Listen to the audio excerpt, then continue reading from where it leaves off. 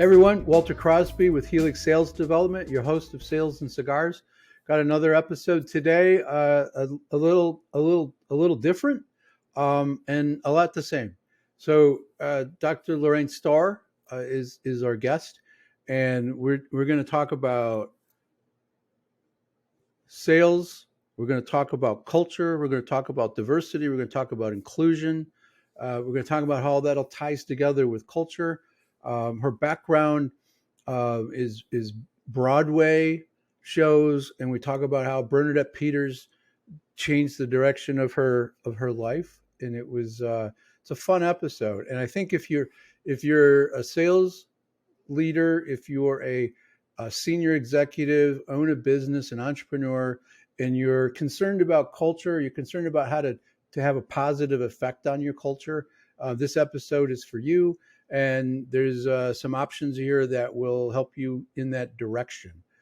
So go grab a cigar, a cocktail, and strap in for another fun episode of Sales and Cigars. Cheers. So welcome to the program, Dr. Star. I appreciate you taking some time to spend some time with my audience and share some ideas. I'm looking forward to the conversation.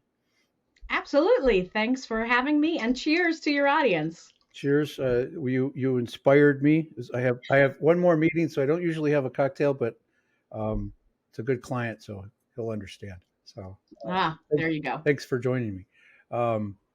So I'd like to start with reading your bio. It's diverse and fun, but Broadway. Can you? Broadway. I lived in New York a long time. Watched a lot of Broadway shows and off-Broadway shows. Friends were in off-Broadway shows. So can we talk a little bit about why and how that's informed where you've gone? Sure. Gosh, right. When I think about my days on Broadway, I feel old because it was so long ago. It was in the late 80s, early 90s. And I did a fair amount of shows on and off. Cinderella, I played Cinderella. Les Miserables, I played Eponine. West Side Story, I played Maria.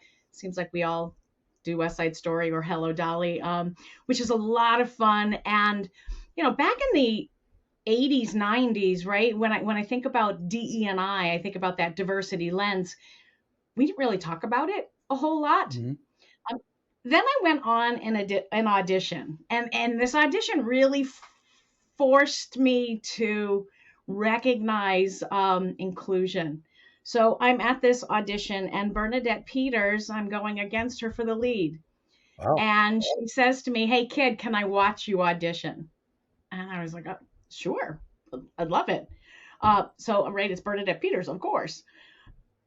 Knowing Bernadette Peters was also auditioning, I realized in that moment that I was not going to get the role. Right? Lauran who? Bernadette Peters. At the end of my audition, she said, "Kid, you are really sweet. However," she's like, "you have to get more life experience. You need more grit." She's like you should join the Army.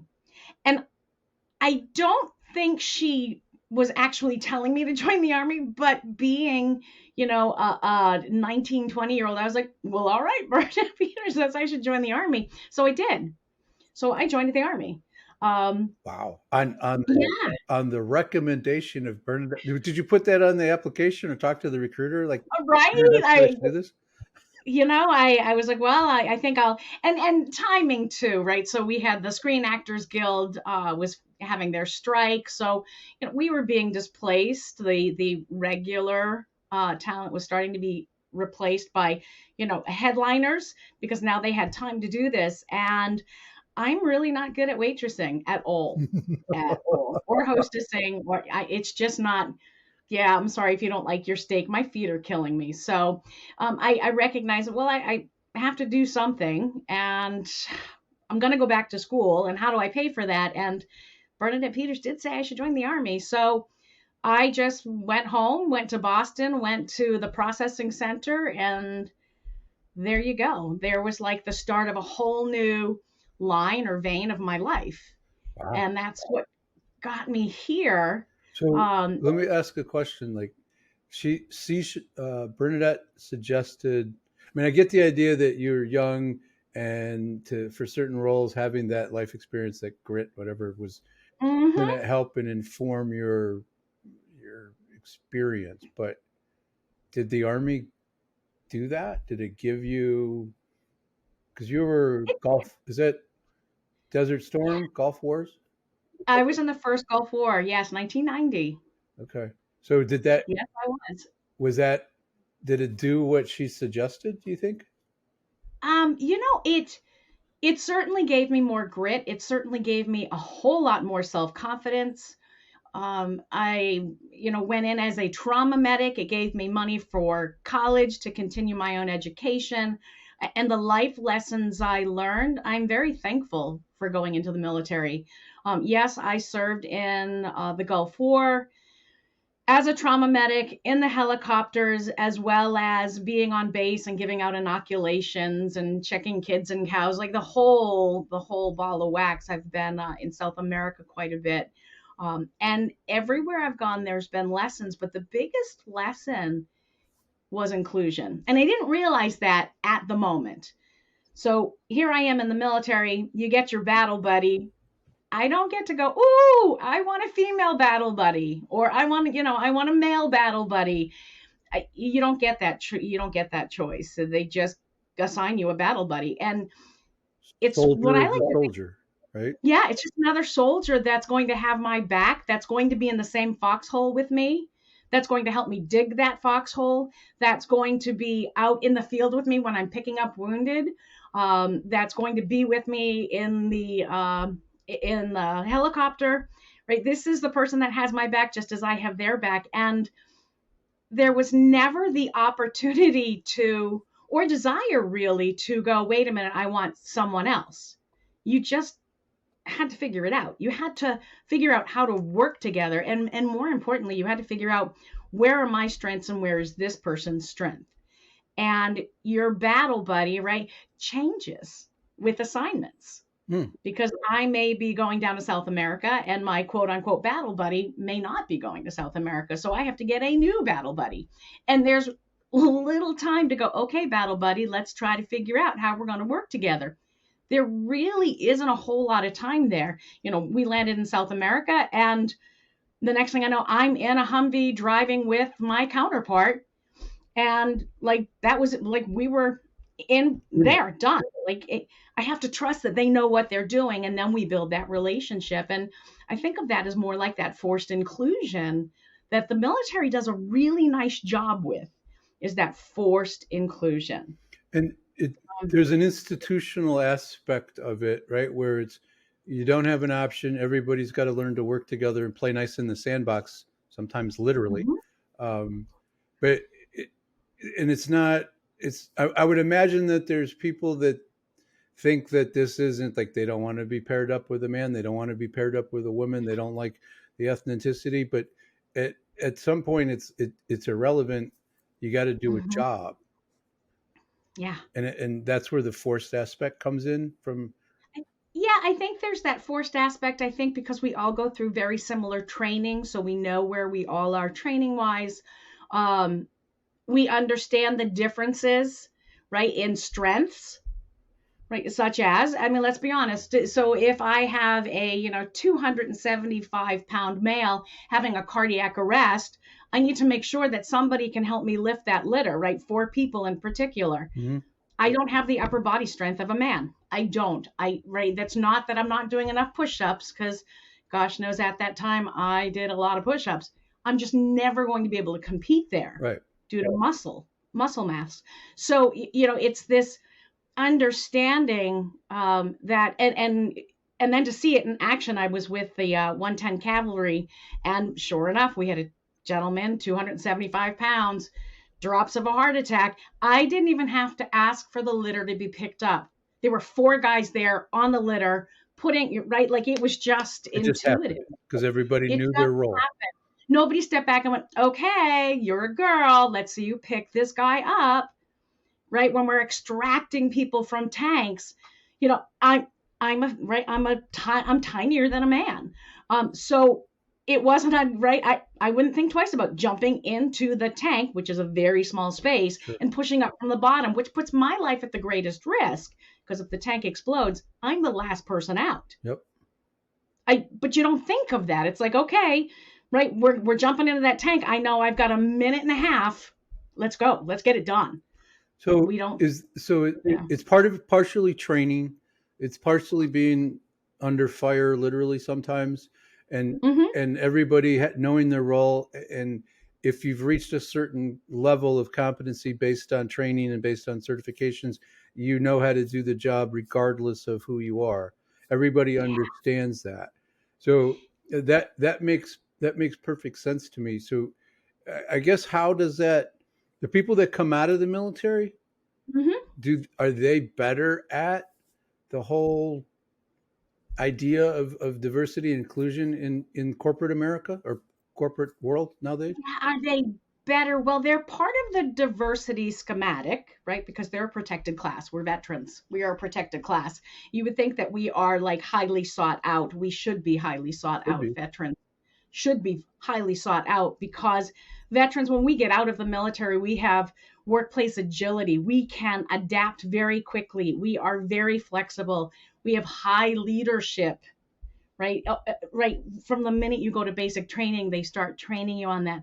We have an innate understanding of inclusion because every training class you go through in the military has inclusion built into it, which is really neat. So when we're learning how to excise someone from a tank, the drill sergeant says, make sure you've got the tiniest person in the bottom of the tank lifting up. Well, the tiniest person is going to be your female. Mm-hmm. Right? Unless you've got, four guys. And at that point there, the four guys have to look at who's the tiniest of the four guys. But it's so it's so embedded that you don't think about that. And that's what you get when you hire veterans. We're very focused on our job and production and extremely loyal. We tend to stay with organizations longer. Incredible, conflict management and problem solving because we're doing this daily. Mm-hmm. Yeah, So, internally with your team and externally with locals and yeah. unfriendlies, I would imagine. And unfriendlies, there's not a matter of, and I think that's different than corporate America. At the end of the day, I'm going to a tent with the same people I just got in an argument with. Right. Versus in the workplace, you get to go home and maybe you'll connect with them a week later. No, this person's following me back. I'm going to see this, I'm going to see this problem when we go to dinner. I'm going to see this when I go to the showers. So, we really focus on getting those problems cleared up quickly. And innovation, right? We want to do the right thing at the right time without huge complications. Yeah. So, and we see that in the workplace. We really do the workflow. Your veterans will see how to improve the process, which drives productivity. And sometimes that's well received by the leadership of a company, where somebody comes in and brings you fresh eyes, brings a different perspective, and asks, "Why are we doing it this way?" or "What if we did it that way?" I love that kind of Mm-hmm. thinking. I'm good at the what we call wonder, like Yeah. that piece where it's like, "Why are we doing it this way? I don't understand." Yeah. Or "What if we did that?"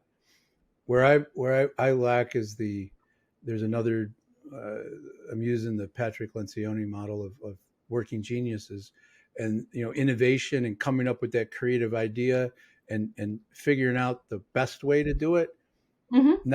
Not a strength, but when you have a team of professionals, right, whether they're veterans working in an operation or corporate America, those are the things that have to happen. You have to know your Mm-hmm. role, know your strength, and be able to share those ideas and resolve that conflict.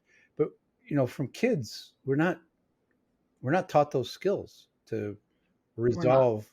Uh, you know, I heard something this morning from someone we were chatting, and he said that there's evidence that children who witness their parents have arguments.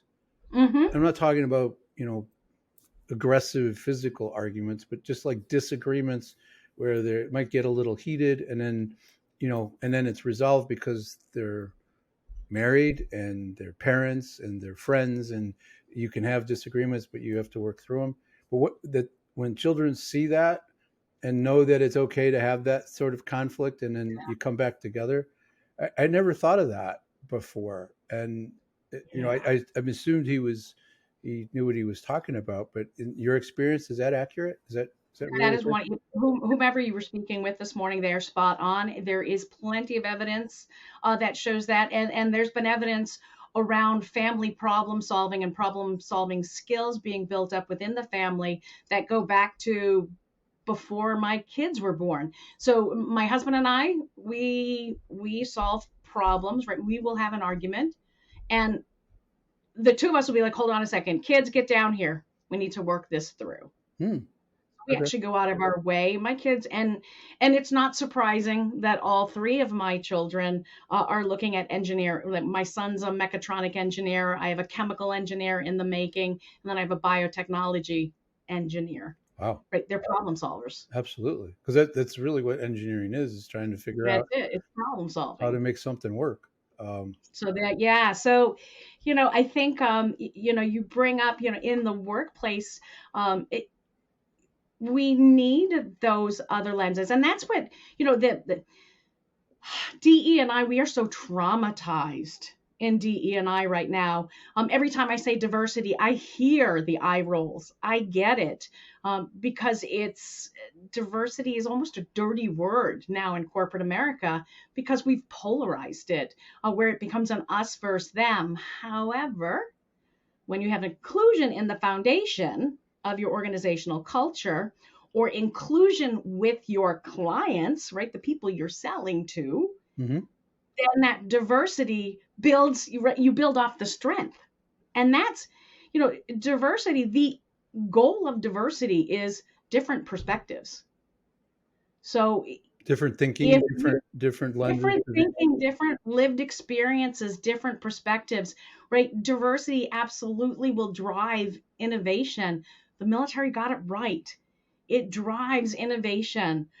However, if inclusion isn't your foundation, which, inclusion simply is building a culture, building a relationship that we value each other, we see each other's strengths, and we listen to each other. Hmm. Yeah. That see that this is just my sales guy simplification, but I think the idea of diversity with the eye roll, that sort of interpretation, Hmm. is that those folks are thinking of things as a zero sum game.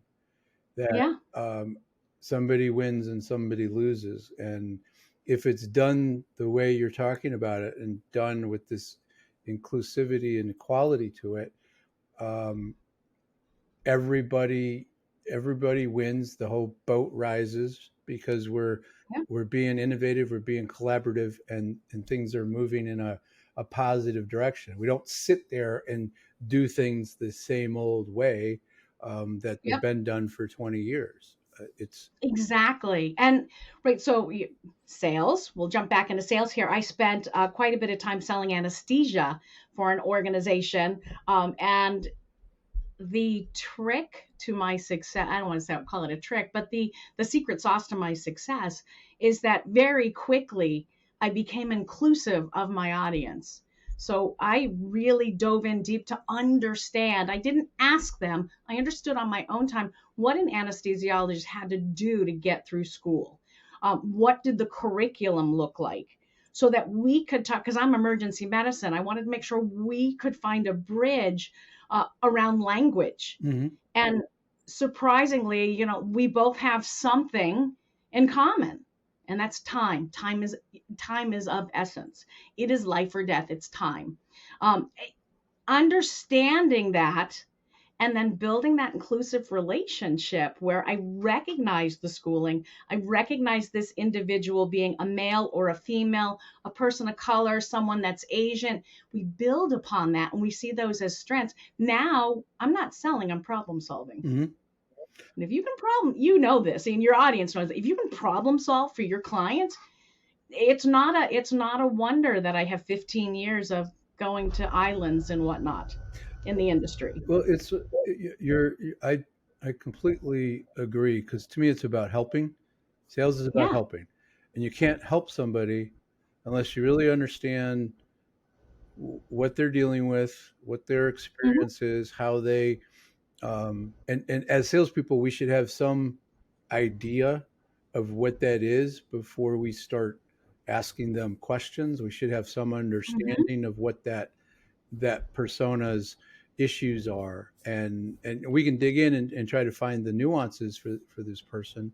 But if we can speak the same language and understand those issues, and talk about outcomes Yeah. that that are going to solve problems that they have, and those problems don't have to be huge.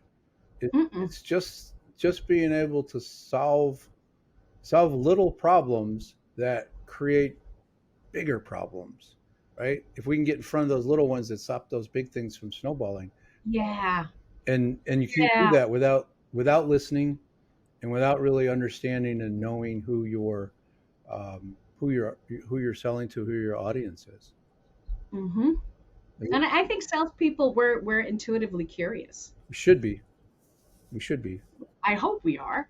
The good ones are, Hmm. the statistics from Objective Management Group are 6% of all salespeople are what we call elite. Hmm. They just hit their numbers. They're consistently overachieve. They're elite, and then you have another 13-14% that are good. Right? They're solid, good people. They do the right things. They can get better.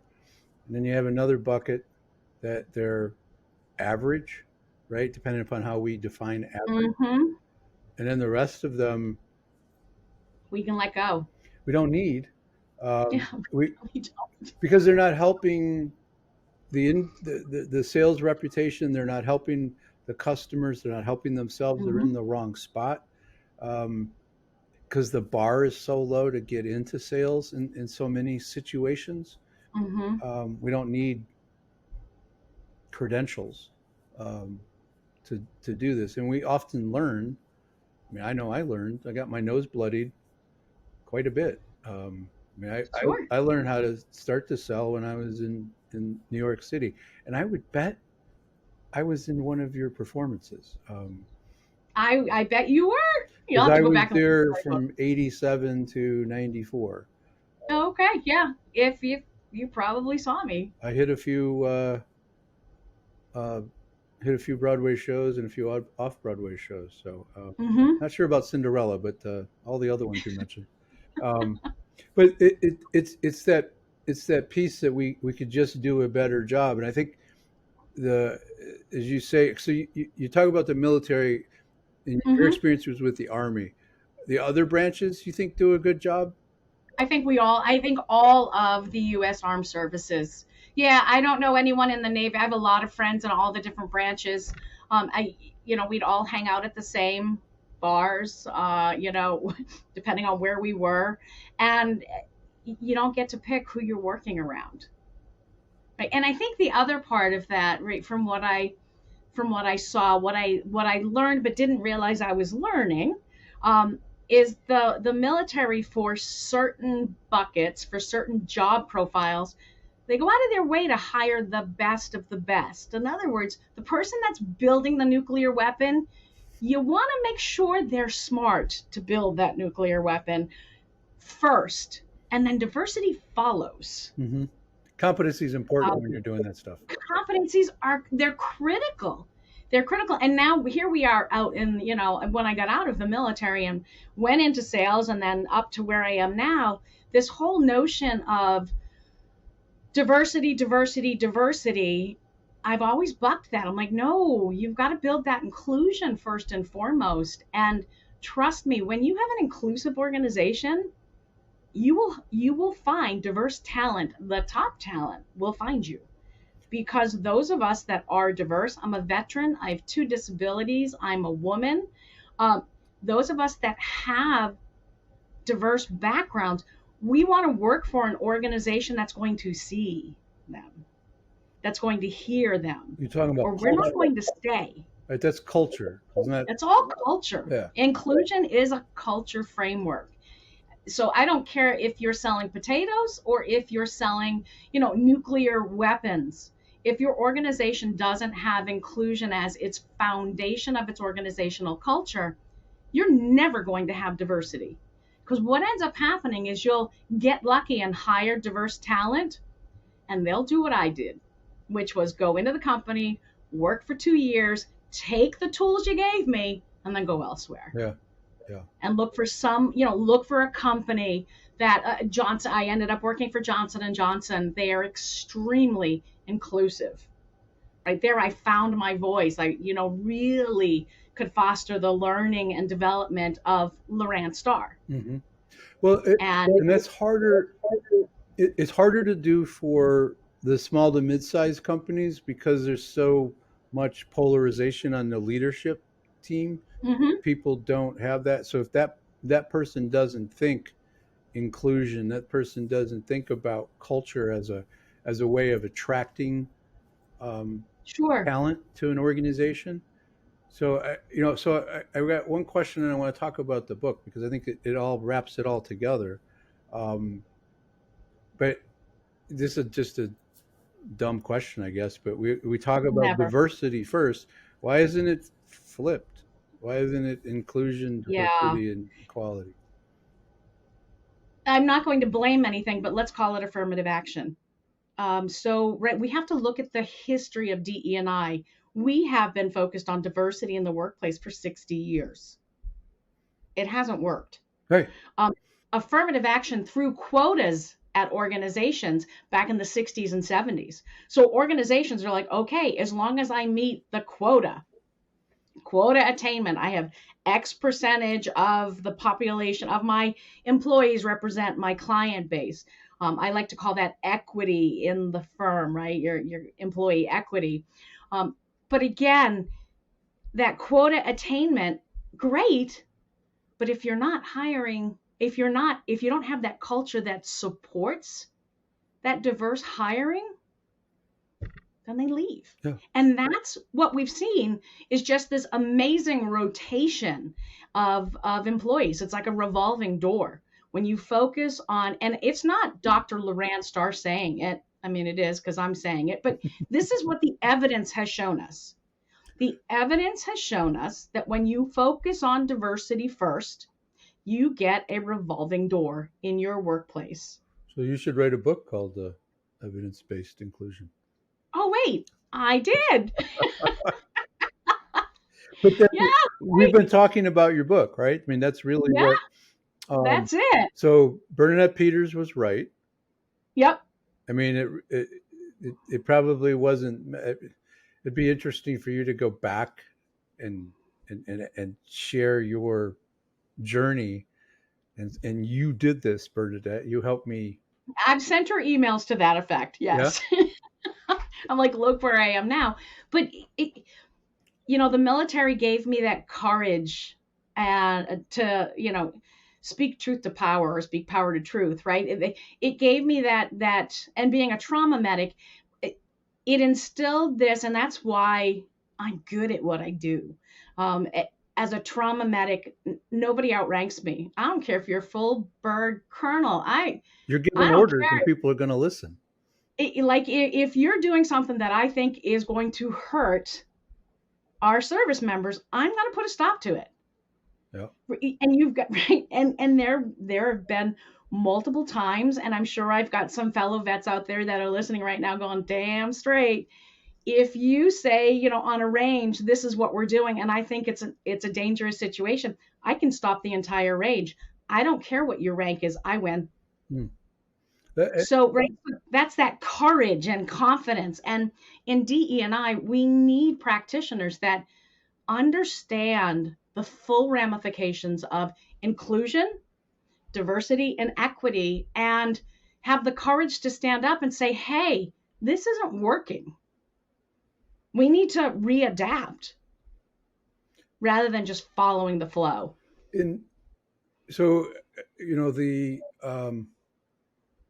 a lot of the listeners of this program are CEOs and sales leaders that are in organizations that are 10 to maybe 75, 100 million in revenue, Mhm. and they have less than 500 employees.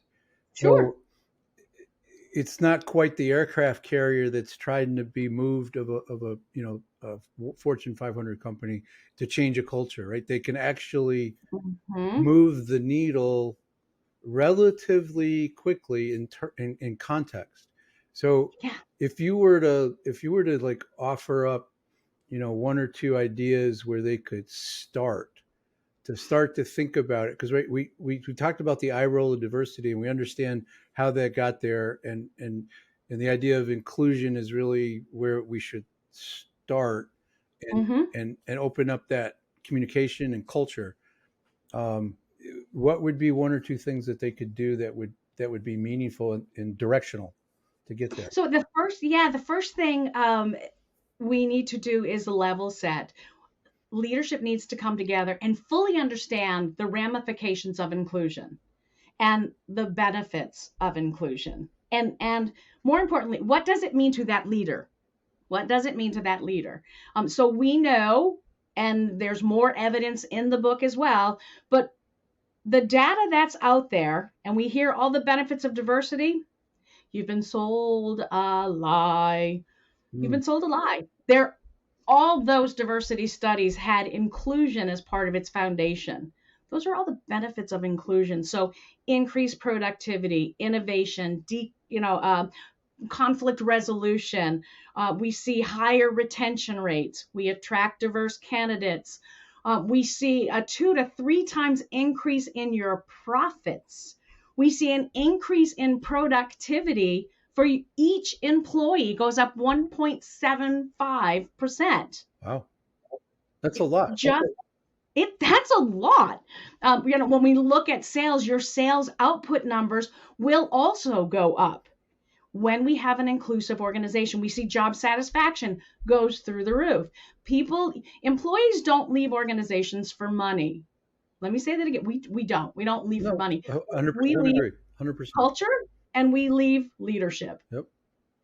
And I've gone into a lot of organizations that size, they've got 500, 700 employees, up to 1,000 employees. If leadership doesn't want to get on the bandwagon, if leadership is sitting back on, okay, this is a great initiative, because let's be right, we bring in all different sales trainings every so many years, we're learning a new sales process. Yeah. If leadership isn't buying into the inclusive culture and the benefits to them, then that's a leader that you no longer need, Hmm. because they're going to cost you employees. and and, So and not get over the long everyone term, immediately. engaged Yeah. immediately, Yeah. immediately, right? So that's kind of like the first step is let's hash this out. What does inclusion mean to us? And then what does diversity mean to us? And why does that matter?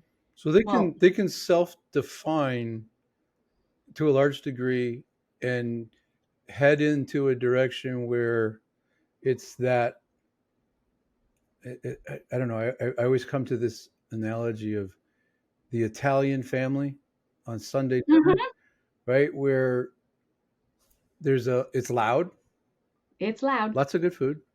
Um, Must have good food.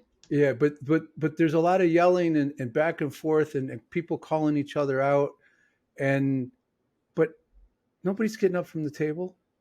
Nobody's Yeah. throwing sharp implements anywhere because they Mhm. know that it's coming from a place of love and family and friendship and we care. But God forbid somebody come in from the outside and try to take on one of those people. That whole table is, The whole table. We would hope, yes. well, I mean, I've witnessed it in a family where I was allowed into the inner sanctum, if you will, Mhm. and it was like, why is he here? What is he doing here? Right? Mhm. It wasn't until the old man said with love and affection, he's okay, and I was like, oh, Yeah. okay. And so it was like that. This is our thing, and but that was all self-defined. Everyone's got commonality. Every one of those families have commonality, so they can, Mhm. that leader and the old man at the table. can set that up in a way that's meaningful for that organization Mm-hmm. if there's the right, kind of, I don't know if love is the right word, but um, the right purpose, right? We're trying to live Sure. to help people. Is it that simple? It really is. I know. It really is. In my book, I talk about the inclusion paradigm, and it actually walks you through building this inclusive organization where we start right off the bat with awareness. What does it mean to me?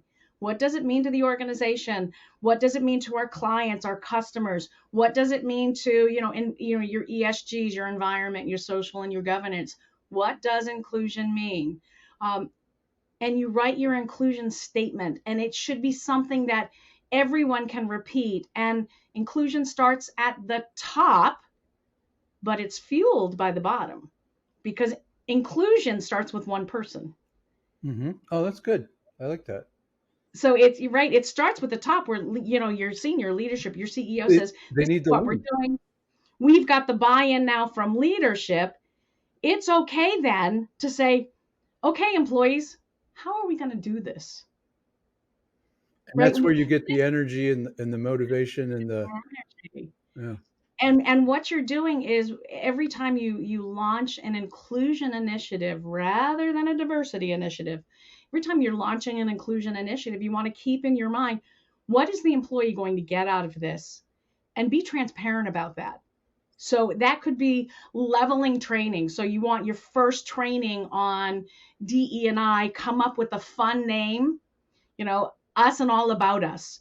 And everybody goes through it, but what you're doing is level setting. So everyone's on the same page when it comes to inclusion, the importance of inclusion, how the company sees inclusion, how it's going to benefit our leadership and benefit the employee. And then diversity. What does that do? What does that look like? It's diversity of thought. Oh, okay. And now we can start putting in programs to, get rid of implicit biases, or navigate around implicit biases or microaggressions. We all have them. It is so interesting, right, in sales, and your sales reps get microaggressions all day long. Yeah, we do. And sometimes All not day long. micro. Sometimes Sometimes it's a macro. yeah. Oh yeah. Right. Yeah, yeah. I mean, I remember those days. It gave me a thick skin, right? And that's what I remember. John Bradley, my manager, saying, "Oh, Lauran, this will thicken your skin up," because I was working Bridgeport, Connecticut, and I was like, it's like every time I turn around, there's a microaggression, and I had no idea how to handle it. So I was just like, okay, whatever. Well, what did that just do to my client? It just gave him permission to microaggress me the next time I come in. Yeah, I've always so I learned all that when I was in New York, and there's Mm-hmm. more than microaggressions, and I I I went towards humor Yeah. and to sort of diffuse that, but then to reduce that level of frustration and anger, bring it down, and then deal with it without the emotion.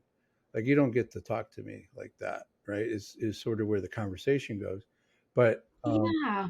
taking the emotion out of it first. It's a Oh yes. interesting piece. So I- I think that um, I think the thing for the smaller companies that don't have programs and are a little intimidated by that, a good place for them to start is to just read your book. Read the book. When you read the book, I will say that when you read the book, there is on my website a hidden page. Hmm. I am all about giving, giving, giving, giving. Like, this should not be a top secret initiative. When you go to that page, all your templates and formats and ideas are there for you to take. There are PowerPoint decks you can just take and customize to yourself. I've open sourced all of that. So Awesome. it's not a secret. Awesome. You get that link in the book. It comes with it, and start having these dialogues, and you also get, straight access to me. So That, that if you have a question, if you have a problem, Lauran, we're stuck here. Let's jump on the phone for 30 minutes because believe it or not, it's not rocket science. It's not rocket science. Common sense usually prevails, but it's not all that common, um, Mhm. and sometimes it just needs a nudge. Just So needs a little nudge, or it just needs the question of, could you clarify that for me? put it into the right context for them Yeah. because they think they're different. I hear that we hear that a lot in sales, right? Where oh, you don't understand our business. Like yeah, you probably completely different than every other organization. You don't have I this problem, and this problem. But sure, you're different. Uh, You're different. I tell you, I've gone through 8 different sales training classes. I'm certified in many of them as an instructor. My training, my sales style has never changed. yeah, I have a friend who I have does, tips, but yeah. but you've integrated all of that stuff, right? Like Yeah. I have a friend who's got a little Dale Carnegie in him. He's got a little Mhm. Sandler in him, and he's got a little bit of like a Baptist minister because that's what his grandfather was, and Mhm. he sat listening to his grandfather sell a congregation on you know heaven and hell. So that's all mixed up into who he is, and what I think with sales training is there's a similar issue, and that we think, oh, we'll just do this and it'll solve the problem. And It'll if solve the problem. if the Yeah. culture's not there, if the right people aren't in the room, like I've had people like, why do you want to include the sales manager? What do you mean? Why do I want to include the sales manager in the training? Yeah. Right? Because I do it at the end, not at the beginning. Mhm. And if the sales manager doesn't understand what is what's going on, how is he going to help coach this? Because you're going to change your environment, otherwise this isn't going to work. And by the way, you need to be in it. You're the Yeah. CEO. You need to be in here. You need to understand it because you're really the And person telling the stories. how is it going to affect your clients? It's internal and external, Mhm. right? And the external is your customers, your stakeholders, your potential hires, your Mhm. prospects, right? And then you just want to keep everybody, inside that little family to be able to communicate and deal with confrontation, be inclusive. Yeah. So I honestly, Lauren, I'm gonna. There's a lot of companies that I work with where culture is a huge issue, and I think that your book is gonna um, kind of jolt them out of their way I of hope it thinking. does. That's why I wrote it. We need to shift that perspective. And We need to get away from diversity. It will come. It will but it'll come. be But natural and it'll feel right because it will be right within the organization because the culture is there to. and you'll understand why it's important. If you're selling to a marginalized group, if you're trying to sell a BMW to a marginalized group, if you come from an inclusive organizational culture, you'll understand how to sell that BMW to a marginalized client. Yeah, I love it.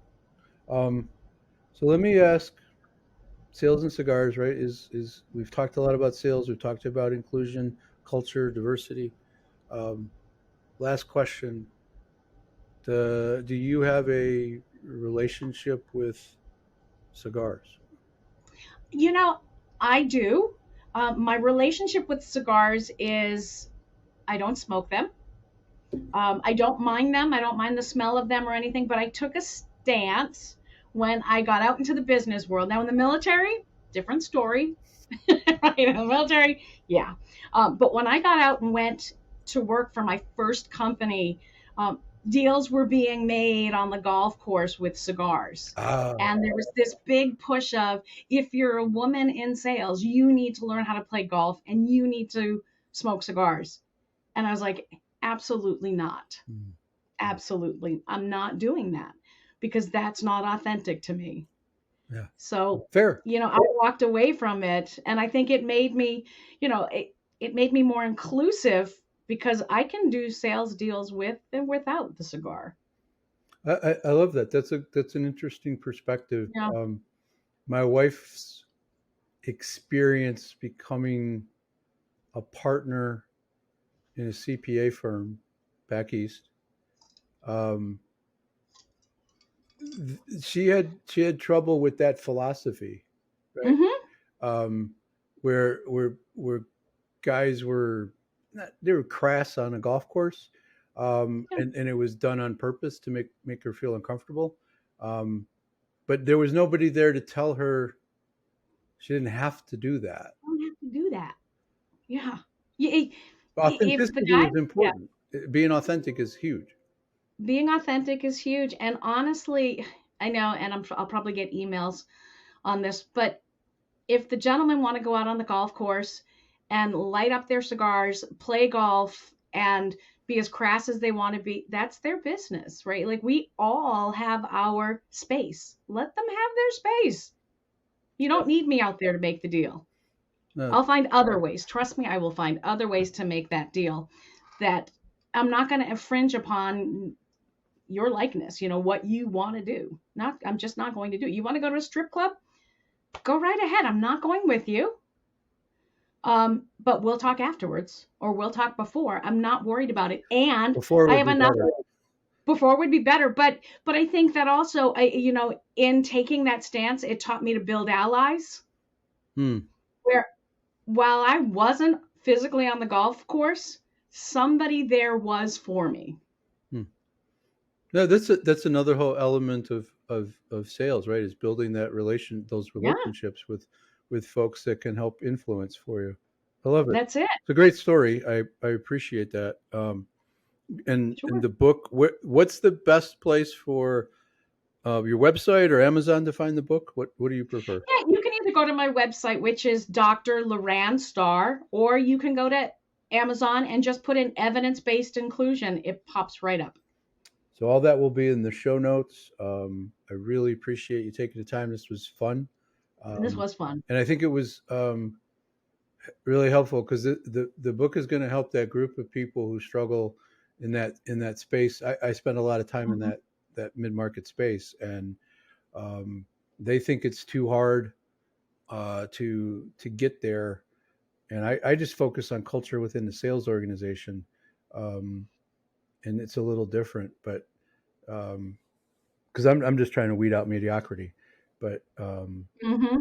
so that's it's going to be really helpful. I think I'm going to figure out a way to direct people to your book because that's That'd be awesome. going to make a big difference. So thank you very much. I appreciate it. You're welcome. Thanks for having me today, and thanks for sharing a beverage with me. I've enjoyed mine. That was fun. Thanks for reminding me. Appreciate it. Cheers.